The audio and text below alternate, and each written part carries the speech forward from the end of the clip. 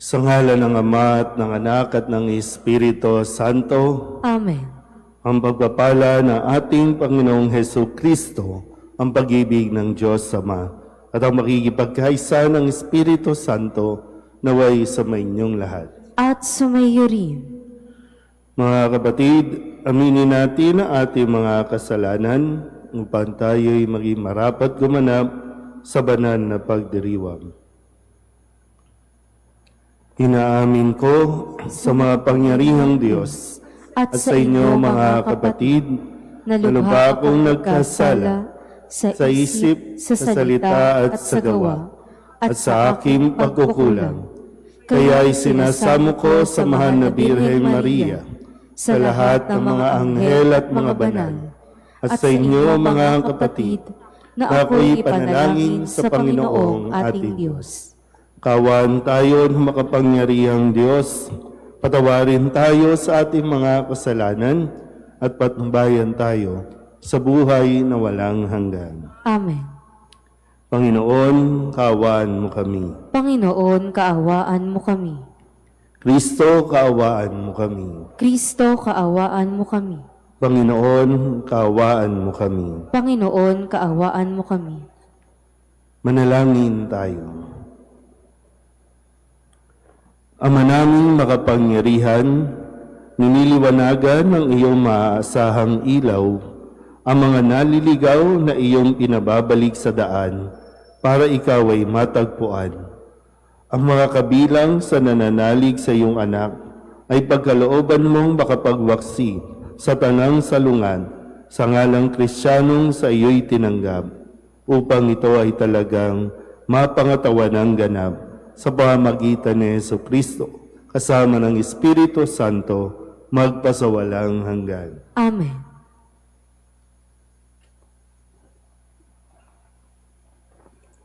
Pagbasa mula sa aklat ni Propeta Isaías.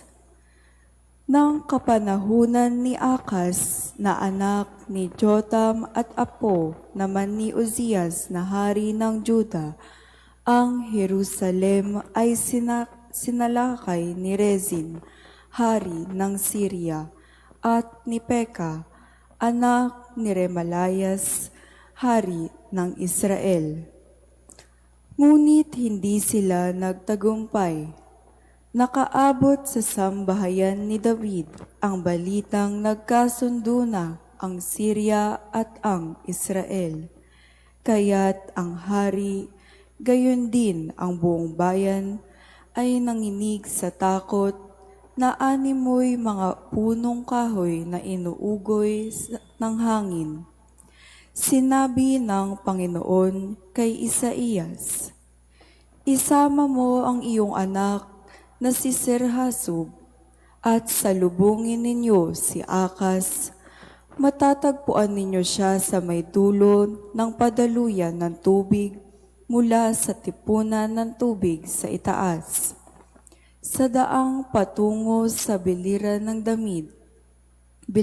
damit. Ganito ang sabihin mo sa kanya, humanda ka, pumanatag ka at huwag matakot. Huwag masisira ang loob mo dahil sa nag-aalab na puot ni Rezin ng Syria at ng anak ni Remalayas. Ang dalawang iyan ay parang dalawang kahoy na umuusok ngunit di nagdidingas. Nagbalak ng masama laban sa iyo ang Syria at ang Israel at ang anak ni Remalayas. At kanilang sinabi, lusubin natin ang Huda, pasukuin natin at sakupin. Papaghariin natin doon ang anak ni Tabeel. Akong Panginoon ang nagsasabing, hindi na ito mauulit. Pagkat ang Syria ay mahina pa sa Damasco na punong lungsod niya, at ang Damasco'y mas mahina kay Haring Rezin. Ang Israel naman mawawasak sa loob ng 65 araw, Malakas pa sa Israel ang Samaria na kanyang punong lungsod, at ang Samaria ay hindi lalakas kaysa kay Haring Peka. Ikaw ang mapapahamak pag hindi nanatili ang iyong pananalig sa Diyos. Ang salita ng Diyos. Salamat sa Diyos. Ang Diyos ay siyang nagtatanod sa kanyang banal na lungsod. Ang Diyos ang siyang nagtatanod sa kanyang banal na lungsod. Dakila ang poon, dapat papurihan. Sa lungsod ng Diyos, bundok niyang banal. Ang bundok ng Siyon, tahanan ng Diyos ay dakong mataas na nakalulugod. Ang Diyos ang siyang nagtatanod sa kanyang banal na lungsod. Bundok sa hilaga nagalak ang dulot, sa lahat ng bansa nitong sinukob. Sa piling ng Diyos, ligtas ang sinuman, sa loob ng muog na banal na bayan. Ang Diyos ang siyang nagtatanod sa kanyang banal na lungsod. Itong mga hari ay nagtipon-tipon upang sumalakay sa bundok ng Siyon. Sila ay nagulat ng ito'y mamasdan. Pawang nagsitakas at nahintakutan. Ang Diyos ang siyang nagtatanod sa kanyang banal na lungsod. Ang nakatutulad ng pangamba nila ay ang pagluluwal ng butihing ina. Sa hanging amihay kanyang winawasak, ang naglalakihang barkong naglalayag. Ang Diyos ang siyang nagtatanod sa kanyang banal na lungsod.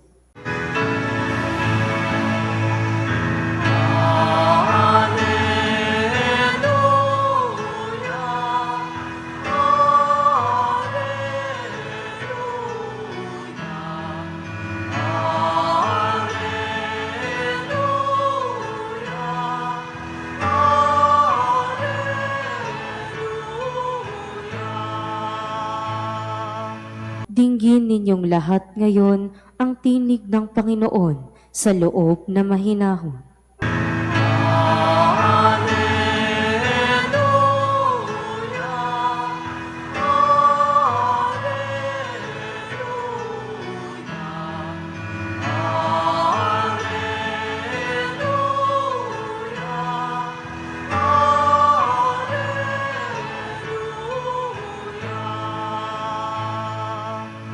Sumainyo ang Panginoon. At sumayo rin Ang mabuting balita ng Panginoon ayon kay San Mateo. papuri sa iyo, Panginoon. Noong panahong iyon, sinumbatan ni Jesus ang mga bayang ginawa niya ng maraming kababalaghan sapagkat hindi sila nagsisit tumalikod sa kanilang mga kasalanan. Kawawa ka, Chorazin! Kawawa ka, Bethsaida! Sapagkat kung sa Tiro at Sidon ginawa ang mga kababalaghang ginawa sa inyo, malaon na sanang nagdaramit ng sako at nauupo sa abo ang mga taga roon upang ipakilalang sila'y nagsisisi. Ngunit sinasabi ko sa inyo, sa araw ng paghuhukom ay higit na mabigat ang sasapitin ninyo kaysa sasapitin ng mga taga-Tiro at taga-Sidon. At ikaw, Capernaum, ibig mong mataas hanggang sa langit, ibabagsak ka sa Hades. Sapagkat kung sa Sodoma ginawa ang mga kababalaghang ginawa rito sa inyo, sana'y nanatili pa ito hanggang ngayon. Ngunit sinasabi ko sa inyo, sa araw ng paghuhukom ay higit na mabigat ang ipaparusa sa inyo kaysa dinanas ng Sodoma. Ang mabuting balita ng Panginoon. Pinupuri ka namin, Panginoong Hesukristo. Isang magandang umaga po sa inyong lahat. Ngayon po ay Martes sa ika-15 linggo sa karaniwang panahon. At sa pagpapatuloy na ating pakikinig sa Ebanghelyo mula kay San Mateo, ngayong araw ay narinig natin ang panunumbat ni Kristo sa mga bayan na kanyang ginawa ng maraming kababalaghan o mga himala.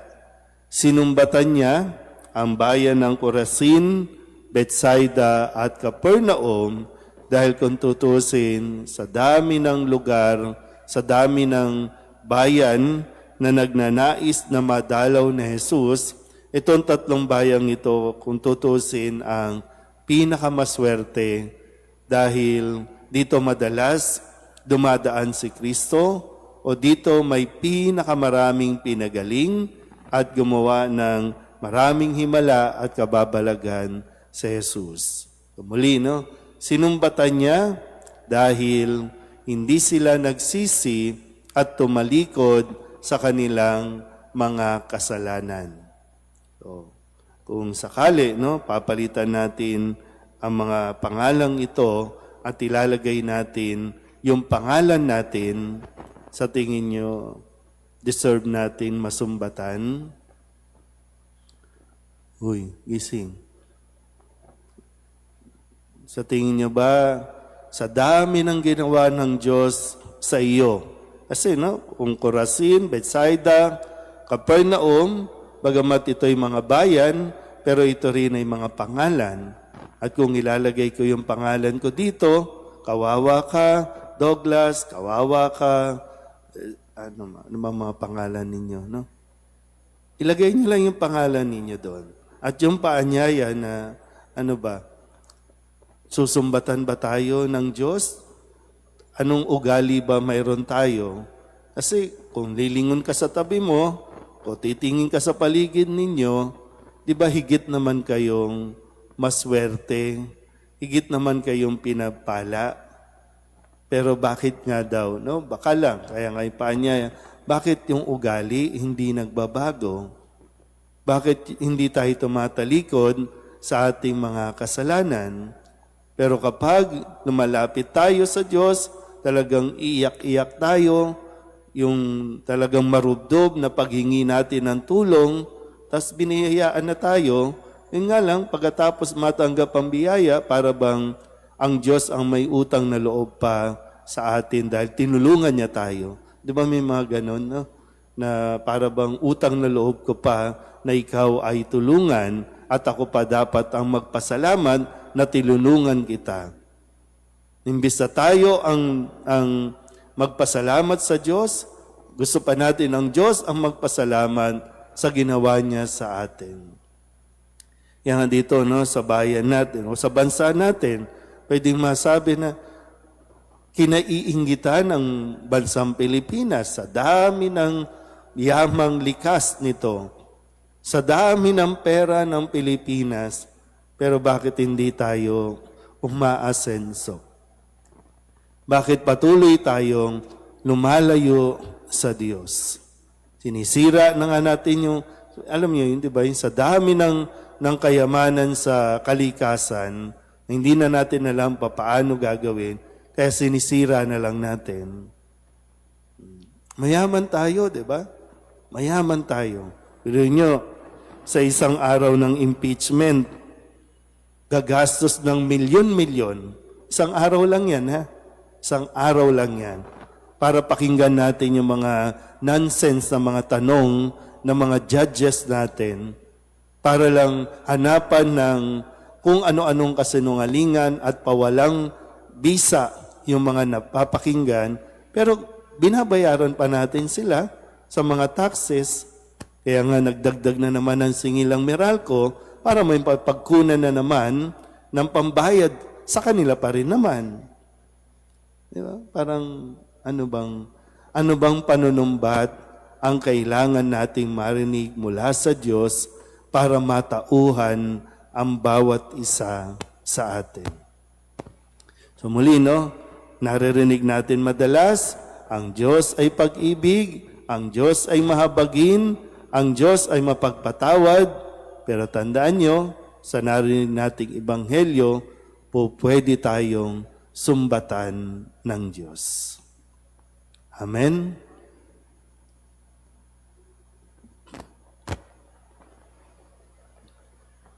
Matiisin ng Diyos at mulat sa ating mga paghihirap. Manalangin tayo sa Kanya upang tulungan niya tayo sa daan ng pagbabalik loob at pagbabagong buhay.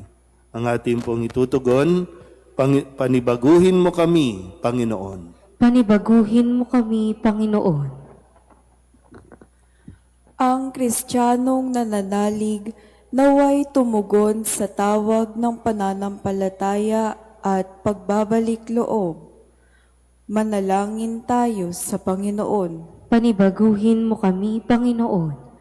Tayo naway bigyan ng Diyos ng katapangan na italaga ang ating sarili para maging malaya kay Kristo ang mga taong napipiit sa kanilang pagkamakasarili. Manalangin tayo sa Panginoon. Panibaguhin mo kami, Panginoon.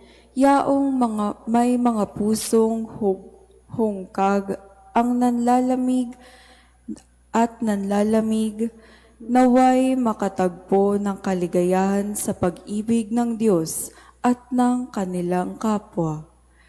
Manalangin tayo sa Panginoon. Panibaguhin mo kami, Panginoon.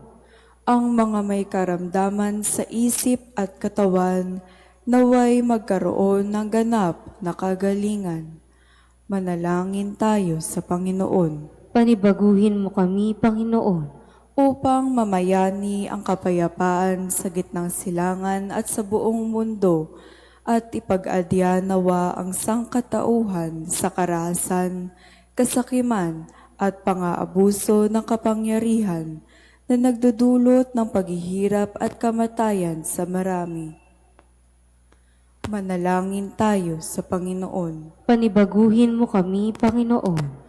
Upang ang lahat naman nagdurusa dahil sa kalupitan ng digmaan ay daglian ng makaranas ng kapayapaan at mabuhay ng may kapanatagan at kalayaan.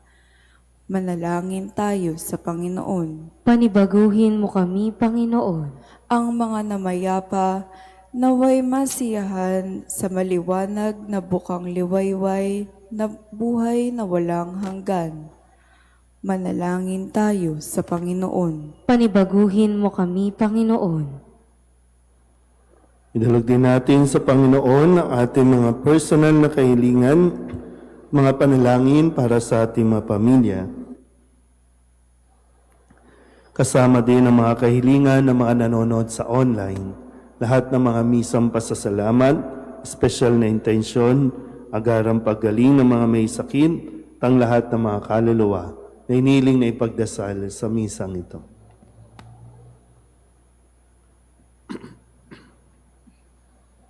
Ang lahat ng ito iniling namin sa ngalan ni Kristong aming Panginoon.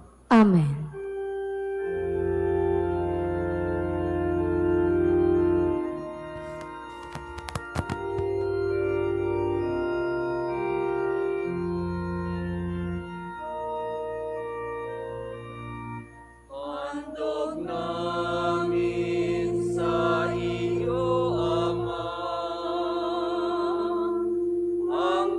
Tinapay at alak na ito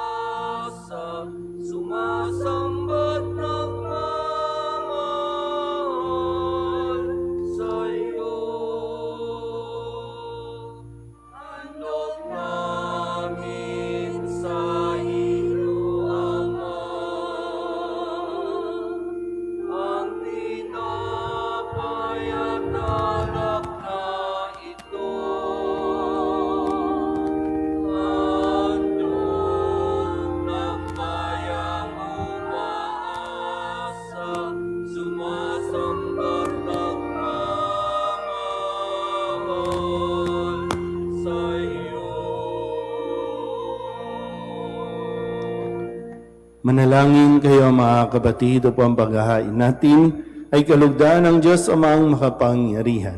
Tanggapin nawa ng Panginoon itong paghahain sa iyong mga kamay, sa kapurihan niya at karangalan sa ating kapakinabangan at sa buong sambayanan niyang banal. Ama naming lamika, tunghayan mo ang mga alay ng iyong sumasamong sambayanan at tanggapin mo ang mga ito para madagdagan ang iyong kabanalan sa mga nananalig na tunay sa pamamagitan ni Jesucristo kasama ng Espiritu Santo magpasawalang hanggan. Amen. Sumainyo ang Panginoon. At sumainyo rin. Itaas sa Diyos ang inyong puso at diwa. Itinaas na namin sa Panginoon. Pasalamatan natin ang Panginoong ating Diyos. Marapat na siya ay pasalamatan. Ama naming makapangyarihan, tunay ngang marapat na ikaw ay aming pasalamatan sa pamamagitan ni Jesucristo na aming Panginoon. Utang na loob ang nagbubunsod upang gunitain ang kamatayan niya para kami buhayin. Pagtitiwala ang sanhi ng ligayang di malilimot sa pagkabuhay niyang sa aming kaloob. Pag-asang dahilan ng pagiging handa para sa pagbabalik niyang totoong dakila. Kaya kaysa ng mga anghel na nagsisiawit ng papuri sa iyo nang walang humpay sa kalangitan, kami nagbubunyi sa iyong kadakilaan.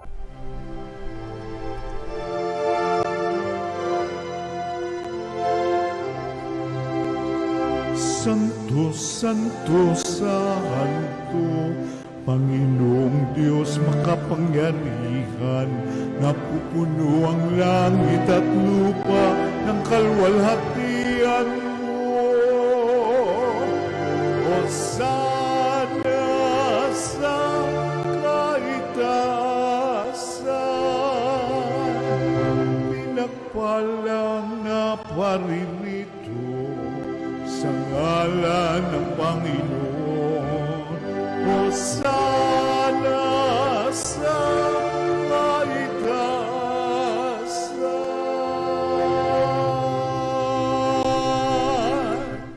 Ama naming banal, ikaw ang bukal ng tanang kabanalan.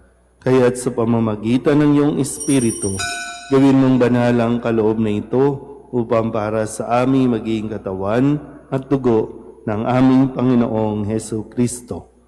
Bago niya pinagtiis ang kusang loob na maging handog, ginawakan niya ang tinapay, pinasalamatan kaniya, pinaghati-hati niya iyon, iniabot sa kanyang mga alagad at sinabi,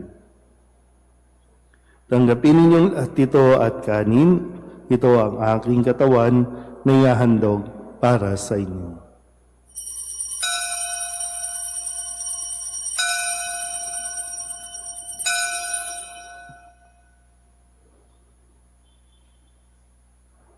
Gayun din naman nang matapos ang hapunan, hinawakan niya ang kalis, muli kaniyang pinasalamatan. Iniabot niya ang kalis sa kanyang mga alagad at sinabi, tanggapin ninyong lahat ito at inumin. Ito ang kalis ng aking dugo, ng bago at walang hanggang tipan. Ang aking dugo na ibubuhos para sa inyo at para sa lahat sa ikapagpapatawad ng mga kasalanan. Gawin ninyo ito sa pag-alaala sa akin.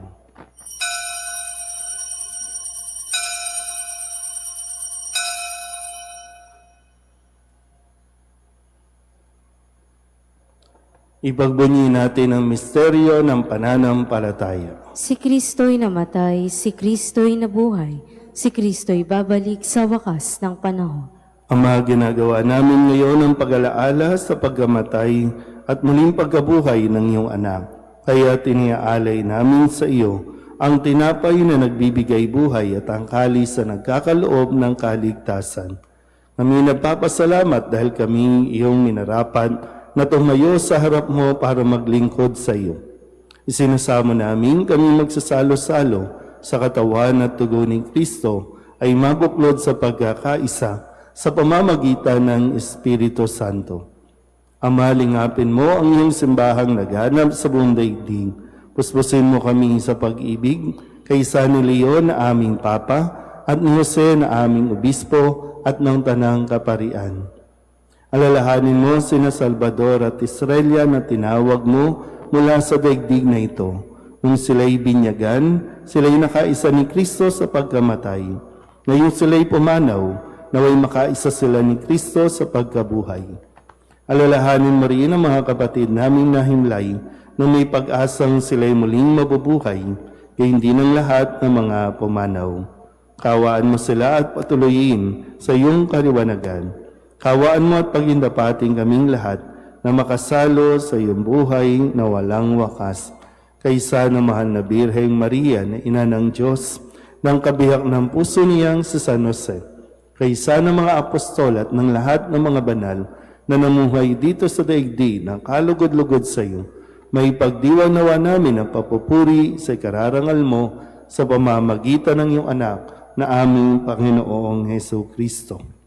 Sa pamamagitan ni Kristo, kasama niya at sa Kanya, ang lahat ng parangal at papuri ay sa iyo, Diyos amang makapangyarihan, kasama ng Espiritu Santo, magpasawalang hanggan.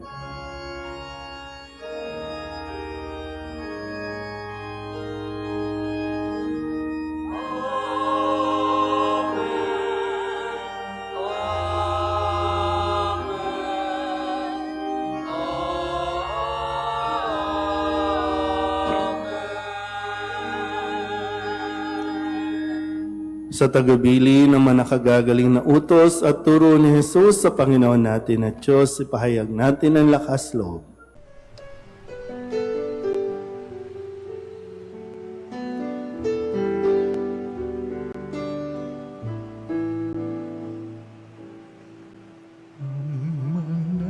namin sumasalang ka, sambahin ang ngalan mo, mapasamin ang kaharian mo, sundin ang loob mo dito sa lupa para nang sa langit. Bigyan mo po kami ngayon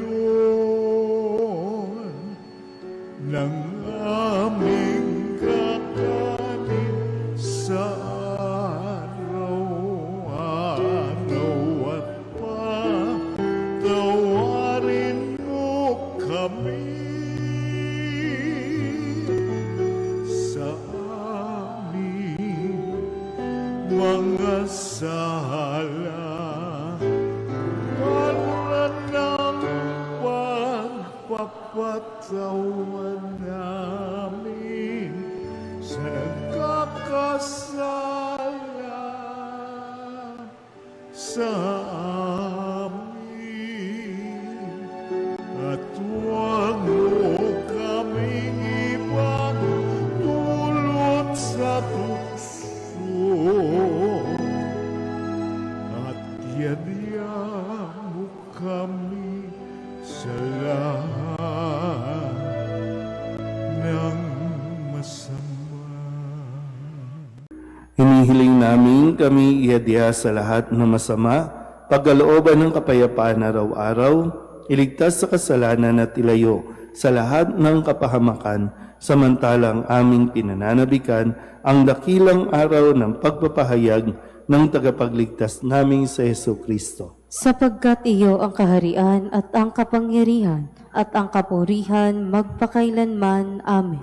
Panginoong Heso Kristo, sinabi mo sa iyong mga apostol, kapayapaan ang iniiwan ko sa inyo, ang aking kapayapaan ang binibigay ko sa inyo.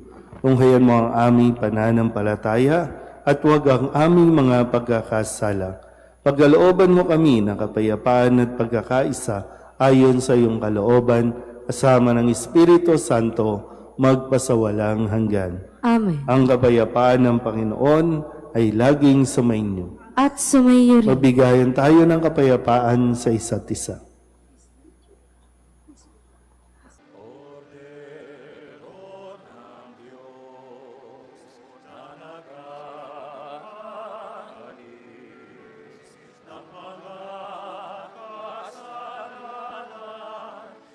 Sa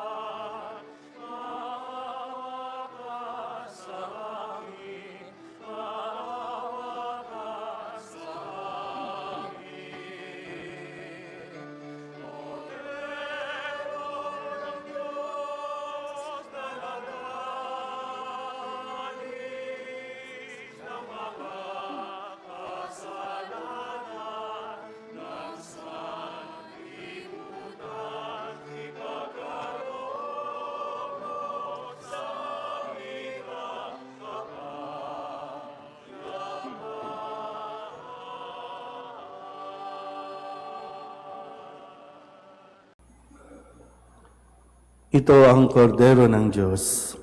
Ito ang nag-aalis ng kasalanan ng sanlibutan.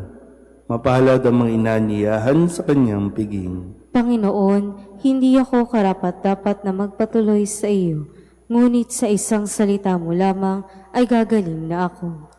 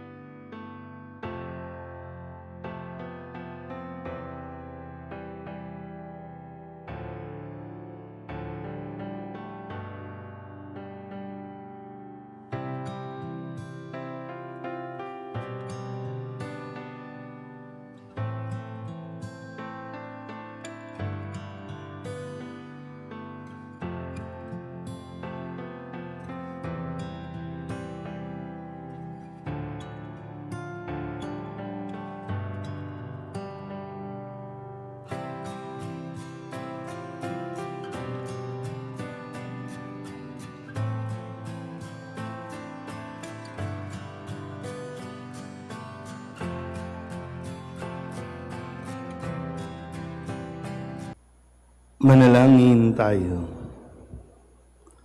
Ama naming mapagmahal, kaming mga pinapagsalo mo sa piging na banal ay makatanggap nawa ng bungang karagdagan ng iyong pagliligtas na aming ipinagdiriwang sa pamamagitan ni Jesucristo kasama ng Espiritu Santo magpasawalang hanggan. Amen. Sumainyo ang Panginoon. At sumayo At rin. pagpalain kayo ng makapangyarihang Diyos, Ama at Anak, Espiritu Santo. Amen. Tapos sa banal na misa, humayo tayo sa kapayapaan ni Kristo. Salamat sa Diyos. Magandang umaga po.